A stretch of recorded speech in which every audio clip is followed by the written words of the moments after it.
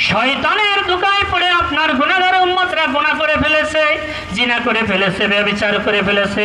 আবার যখন তার ব্রেনে কাজ করছে, আমাকে সৃষ্টি করছে আল্লাহ, আল্লাহকে আমরা সৃষ্টি করি নাই, আমাকে যেই খোদা সৃষ্টি করেছে ওই খোদার দিকেই ফিরে যাইতে হবে, এই কথা চিন্তা করে তওবা করে নামাজে সিজদায় পড়ে পিছনের গুনার কথা স্মরণ করে যখন বান্দা ক্রোধন করেছেন, ও বিশ্বনবী, ওই ক্রোধনের পানি আমার কাছে এত পছন্দ হয়েছে, আমি আল্লাহ জমিনে পড়ার আগে এই পানি আমার কুদরতি হাত দিয়ে সংগ্রহ করেছি। জোরে বলি না সুবহানাল্লাহ। তাহলে আমাদের পিছনে গুনাহ, কতই গুনাহ করে ফেলেছি, শয়তানের অসস্যায় ধোঁকা পড়ে পিছনের সেই গুনাহগুলো স্মরণ করে আমাদের কাদার দরকার আছে কি না, আল্লাহর কাছে মাপ চাওয়ার দরকার আছে কি নাই? অবশ্যই মাপ চাইতে হবে, তা না হলে তো আমাদের উপায় নেই। আল্লাহ তো গফুরুর রহিম, কারণ ওই জাহান্নাম যে ভয়ঙ্কর জাহান্নাম, ওই জায়গায় আমরা থাকতে পারবো না। কারণ আল্লাহর নবী জনাবে মুহাম্মদ রাসূলুল্লাহ সাল্লাল্লাহু আলাইহি ওয়াসাল্লাম বলেন, একা একা জান্নাতে যাওয়া যাবে না। আপনি জান্নাতে চলে যাচ্ছেন, আপনার সন্তান আপনাকে পিছন দিয়ে টেনে ধরবে, আব্বু তুমি জান্নাতে যাচ্ছ, আমারে নিয়ে যাবে না? বলে তোরা তো নামাজ পড়িস নাই, রোজা রাখিস নাই, ইসলামের পক্ষে থাকিস নাই, তো এই জন্যই তো তুই জাহান্নামে যা, আমি জান্নাতে যাই। তখন ওই ছেলে বলবে, আব্বু আজকে যে আমি জাহান্নামে যাচ্ছি, নামাজ পড়ি নাই, রোজা রাখি নাই, এর জন্য তো আমার প্রকৃত গার্জিয়ান ছিলে তুমি। দেখেন আপনাকে আসামি করে ফেলবে। প্রকৃত গার্জিয়ান ছিল কে? আপনি। কারণ আপনি আপনার সন্তানকে সঠিক পথে নিতে পারেন নাই, এই জন্য কিয়ামতের মাঠে আপনাকেও আসামি করা হবে। আপনার স্ত্রী কিয়ামতের মাঠে আপনাকেও আসামি করে বসবে। ও আমার প্রাণের স্বামী, কত আড্ডা, কত আনন্দ মেতেছিলাম, কই একবারও তো বাধা দেওয়া নেই। ওরা দুনিয়া তো পেঁচা, কিয়ামতের মাঠেও আপনাকে কিন্তু পেঁচায় ধরবে। দুনিয়া তো আপনারা জ্বালাচ্ছে, কিয়ামতের মাঠেও জ্বালাবে। কারণ আল্লাহ রাসূল সাল্লাল্লাহু আলাইহি ওয়াসাল্লাম তো মহাজ্ঞানী, তিনি যখন জাহান্নামে গেলেন, জাহান্নামটা দেখলেন অধিকাংশ নারী জাহান্নামী। সকলে বলি নাউযুবিল্লাহ। দয়ের নবী মায়ের নবী সহ্য করতে পারলেন না, জিব্রাইলকে জিজ্ঞেস করলেন, জিব্রাইল এরা তো মায়ের জাতি, এই মায়ের দুধ পান করে আমরা বড় হয়েছি, এত সুন্দর শরীর গঠন হয়েছে, এই মায়ের জাতি কেন জাহান্নামে? জিব্রাইল ডাক দিয়ে বললেন, ইয়া রাসূলুল্লাহ,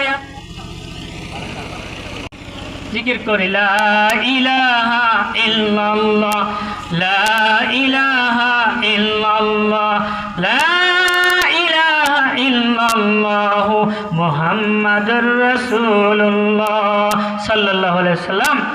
জিব্রাইল বলবেন, ইয়া রাসূলুল্লাহ, এদের জন্য দুঃখ পেন না, কষ্ট পেন না, এরা জাহান্নামে যাওয়ার অধিকাংশ কারণ ওরা স্বামীর শুকরিয়া আদায় করে না। সকলে বলি নাউযুবিল্লাহ। কথায় কথায় স্বামীর অভিশাপ দেয়, এই দুইটো কারণে অধিকাংশ নারী জাহান্নামে যাবে। সকলে বলি নাউযুবিল্লাহ। ও মা বোনেরা যারা পর্দার অন্তরালে আসছেন, একটু খেয়াল করেন, আপনার স্বামী হচ্ছে, আল্লাহর পরে যদি কাউকে সিজদা দেওয়ার হুকুম থাকতো, আপনার স্বামীকে আল্লাহ রাসূল হুকুম দিত সিজদা দেওয়ার জন্য। একবার মক্কার জমিনে একটা উট পাগল হয়ে গেছে, শর্টকাট চলে যাচ্ছিলাম, এই পাগলা উটকে কেউ ধরতে পারতেছে না। বিশ্বনবী পাগলার উটের কাছে গেলেন, যখন যাচ্ছেন পিছন থেকে একজন টেনে ধরতেছে, ওই পাগলা উট আপনারা কামড়াবে, আপনি যায়েন না। রাসূল সাল্লাল্লাহু আলাইহি ওয়াসাল্লাম বলছে, ছেড়ে দাও, পাগলা উট আমরা কামড়াবে না।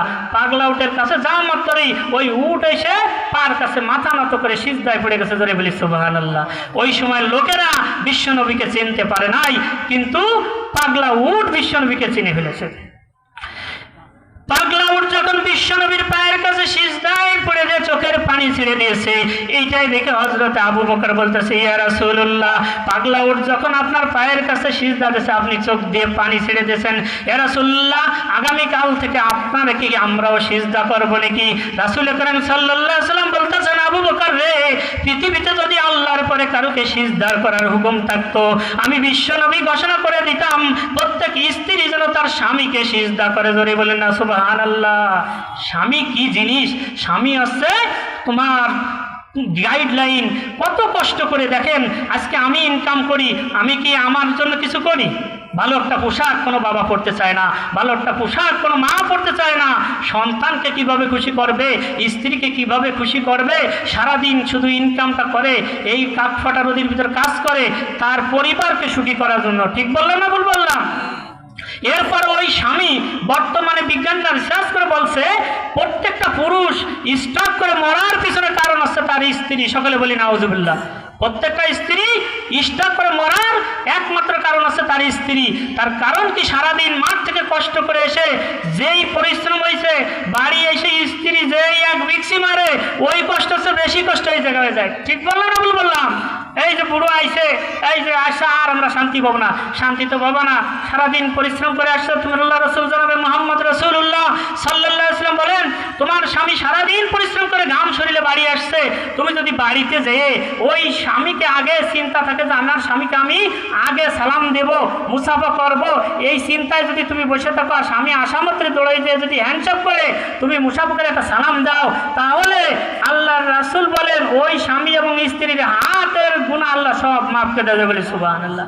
তুমি যদি ওই ঘাম শরীরে তোমার স্বামীকে একটা চুম্বন করো, খালি সওয়াব আর সওয়াব স্বামী স্ত্রীর মধ্যে আল্লাহ দিয়ে দিয়েছেন, তাহলে আল্লাহ ঠোঁটের সব সগীরা গুনাহ মাফ করে দেবে, বলে সুবহানাল্লাহ। এত সওয়াব থাকতেও আমরা স্বামী স্ত্রী মহব্বত নাই। কারণ কি, এই স্বামীরাও স্ত্রীর সাথে মহব্বতের সাথে মিল হচ্ছে না। রাত 9টা 10টার মতো চার দোকানে আড্ডা দিয়ে 10টার সময় বাড়ি যায়, স্ত্রীও সাল মেয়ে 2-3টে আছে, ওদের নিয়ে একটু ঘুম পেড়ে গেছে, স্বামী স্ত্রী মহব্বত আসবে কোত্থেকে? এই জন্য মাঝে মাঝে স্ত্রী স্বামীকে নিয়ে ঘুরতে যাইতে হবে, এই স্বামীর সাথে এমন সুন্দর ব্যবহার করতে হবে। যদি কেউ স্বামী স্ত্রী ঘরের ভিতরে এসে কুলাকুলি করে, এর দ্বারা আল্লাহ তাআলা শরীরের সগীরা গুনাহ মাফ করে দেয়, সকল সুবহানাল্লাহ। তাই এত সওয়াব, অবিবাহিত যারা বলতে আছে ওরা বলছে এত সওয়াব থেকে বঞ্চিত হয়ে যাচ্ছি, দৌড়ে যায় জন্য আবার গার্লফ্রেন্ডের সাথে তোমরা কুলাকুলি করতে যাও না, তাহলে সওয়াবের পরিবর্তে আরো গুনাহ কিন্তু বেশি হবে। ঠিক বললাম না ভুল বললাম? আজকে পরকে ভরে গেছে, আজকে সমাজটা ধ্বংস হয়ে যাচ্ছে, মুরব্বীকে গাইডলাইন কেউ শুনতেছে না।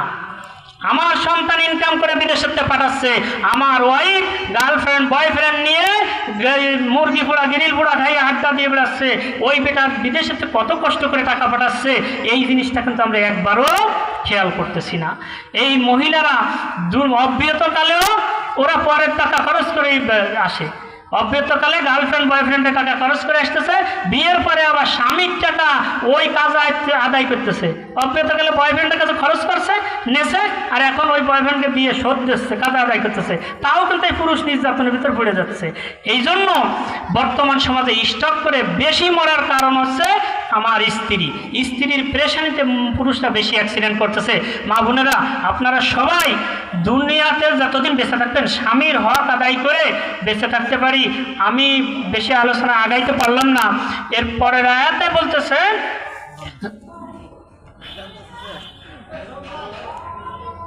আলহামদুলিল্লাহ, যাদের ওযু নেই আমরা ওযু করে আসি, এই জায়গাও জামাত হবে ইনশাল্লাহ। ভাইয়েরা আমার,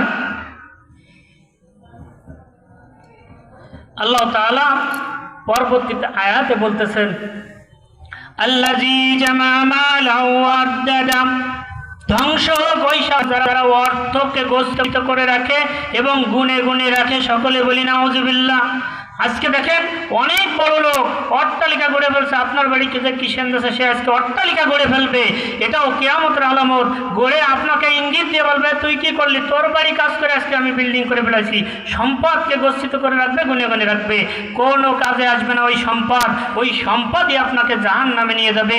আজকে আমার সম্পদ আমার মা বাবা বক্ষণ করতে পারতেছে না। বর্তমান সমাজে সবচেয়ে অবহেলিত পিতা এবং মাতা, সবচেয়ে অবহেলিত নির্যাতিত। ভাইয়ের আমার, আমি যেহেতু ভেটেরিনারি ডক্টর, মানুষের বাড়ি বাড়ি যাই, এই মা বাবারে খাবার দিয়া নিয়ে সালিশ করা লাগছে, মা বাবারে খাবার দিয়া নিয়ে আমারই আপন পরিবারের ভিতরে আমিও সালিশ করছি, সালিশ করে লাস্টে বলছি তোকে দেওয়া লাগবে না, আমার চাচারে আমি প্রতি মাসে খাবার দেবো, 2টা সন্তান তারে খাবার দেবে না। নাউজুবিল্লাহ। মা বাবা যদি তোমার সাথে একটা শব্দ ব্যবহার করে, তোমার জন্য জাহান্নাম অবধারিত, সকলে বলি নাউজুবিল্লাহ। একটু জ্ঞান খাটিয়ে একটু চিন্তা করেন তো, কত কষ্ট করে মা বাবা তোমাকে মানুষ করছে, রাতের ঘুম হারাম হয়ে যাচ্ছে, খাওয়া নাই দাওয়া নাই, এই মা কত কষ্ট করে বড় করে তুললো, আর বিয়ে শাদী দেওয়ার পর ছেলেটা বৌমার হয়ে গেল, মা বাবাকে কিছু জানে। আমার স্বামী তোমার খাবার দিতে পারবে না, ওটা ওনার স্বামী হয়ে গেছে। ও যে ডাইশিতে আসলো, ওটা আইসের আর খোঁজ খবর নাই। ডাইসের খোঁজ খবর নিলে বর্তমান তো বিপদ। মা বাবা হচ্ছে বাড়ির বর্ডার গার্ড। মা বাবা কি বাড়ির বর্ডার গার্ড। এই বাংলার জমিনে ভারত আর বাংলাদেশের সীমান্ত যদি বর্ডার গার্ড না থাকতো, ভারতের লোক মেয়েরা এসে বাংলাদেশের হরিলুট করে নিয়ে যেত, বাংলাদেশের লোকজন ভারতের হরিলুট করে নিয়ে আসতো। ঠিক তেমনি মা বাবা যতদিন বেঁচে আছে আপনার স্ত্রী পরকিয়া করতে পারবে না, ওই বাড়ি থাকলে আপনার ছেলে মেয়ে পরকিয়া করতে পারবে না। বুড়ো বুড়ির কান বড় সজাগ, ঠিক বললাম না ভুল বললাম? এই জন্য কৌশল অবলম্বন করে ছেলেরে কান পড়া দেয়, তোমার বাপ মার সাথে থাকলি আমার ছাওয়াল মেয়ার পড়াতে পারবে না, লোহাগড়া বাসা বাড়া দাও। কৌশল বলো, ও বলো তো বিদেশে তাই দেয়, আসলেই তো তাই। ছাওয়ালগুলো মানুষ করতে পারা গরু হয়ে রয়েছে, লোহাগড়া যে বাসা বাড়ানোচ্ছে, এইবার ডাইরেক্ট লাইনে গেছে, ও জায়গা তো মা বাবা নাই, ও জায়গা পরকিয়া। হ্যালো, আসতেছি আমি, সময় মতো কার বাসায় কিটা বিকেছে কেউ জিজ্ঞেসও করে না, পরকিয়ার ছয়লা হয়ে যাচ্ছে, লোহাগড়া একটু খরচ নিয়ে দেখেন। কিন্তু গ্রাম অঞ্চলে মা বাবা যতক্ষণ বেঁচে আছে, ওই বাড়িতে যদি ফোন দিয়ে একটা বয়ফ্রেন্ড আসতে বলে, ও বলবেন না তোমার শ্বশুর শাশুর বাড়ি যাই গিয়েছে, ও বাড়ি যাওয়া যাবে না। এই জন্য ভাইয়ের আমার একটু সচেতন হন, ডিজিটাল যুগ, এইসব সমস্যাগুলো একটু দেখতে হবে। আপনার মা বাবা আপনার জন্য জান্নাত, আপনার মা বাবাই আপনার জন্য জাহান্নাম। অতএব মা বাবাকে কেউ কষ্ট দিয়ে জান্নাতে যাইতে পারবে না। আল্লাহ তাআলা আমাদের সবাইকে মা বাবার খেদমত করে, কারণ বৃদ্ধ বয়সে আজকে আমি আমার ছেলেকে একটা গাড়ি কিনে দিছি, দামি গাড়ি, দেখে তো আমার স্ত্রী ফাইটে যাচ্ছে। আমার মনে যাচ্ছে এই গাড়িটা পাওয়ার পর আমার স্ত্রী বলতেছে ও 1300টা আমার উঠে গেছে একবার আনন্দ করাতে। কিন্তু বৃদ্ধ বয়সে ওই রকম ছেলেপেলের একটু মা বাবার প্রতি খেয়াল রাখা দরকার। এখন যেমন আমরা যেমন ছেলে মেয়েকে ভাজা চানাচুর খাইতে কিছু টাকা দেই, বৃদ্ধ বয়সে মা বাবার ইনকাম থাকে না, ওই সময় মা বাবাকে ঠিক এইটা শোধ দিতে হবে। আপনাদেরও এরকম কিছু টাকা মা বাবারে দিতে হবে, যার মাধ্যমে মা বাবা খুশি হয়ে থাকবেন। কি দোয়া দিয়ে দেয়, বাড়িতে ইনকাম করে বউরে দিয়ে টাকা গুনাবেন, আর একদিন মারে দিয়ে টাকা গুনায় দেখেন, মা একটা টাকাও নেবে না, ওই টাকা নষ্ট করবে না। মায়ের কাছে বিদেশ থেকে ব্যাংক অ্যাকাউন্ট পাঠাবেন, ওই টাকা নষ্ট হবে না, দেখবেন ওই টাকা দিয়ে মা আপনার কিছু না কিছু করে দিয়ে গেছে। আর বিদেশে যাইয়া যারা বন্যা অ্যাকাউন্টে টাকা পাঠাইছে, বিদেশে তাই সে অনেকেই দেউলিয়া হয়ে গেছে, ব্রেন নষ্ট হয়ে গেছে। এরকম নজির আছে না নাই? মা বাবা কখনো সন্তানের শত্রু হয় না, বউ কখনো স্বামীর আপন হয় না। সুনিত্য নুন কষলেই ওরা বড়া বুড়া তোর বাড়ি এসে আমার একবারে আর মাংস সব জ্বলে ভুলে গেল। আল্লাহ তাআলা আমাদেরকে সঠিকভাবে বুঝে মা বাবার খেদমত করার তৌফিক দান করুক। যে আলোচনা বললাম এর ভিতর যদি কোনো অশ্লীল ভাষা হয়ে থাকে, আমাদেরকে সন্তান হিসেবে, ছেলে হিসেবে, ভাই হিসেবে ক্ষমার দৃষ্টি দেখবেন। আসসালামু আলাইকুম ওয়া রাহমাতুল্লাহ।